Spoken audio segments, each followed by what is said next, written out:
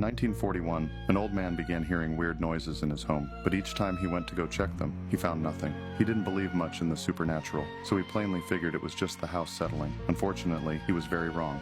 The strange incidents continued for 5 weeks until the old man, Philip Peters, found something standing at his fridge. It appeared to be an abnormally slender, tall man, and Peters panicked, swinging his cane at it.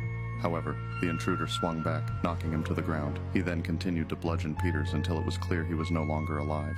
Peters' body was discovered later that day, but the police found no signs of forced entry and even noted that all the windows and doors were still locked. They did find a small trapdoor in the ceiling of a closet, but determined that it was physically impossible for anyone to enter it.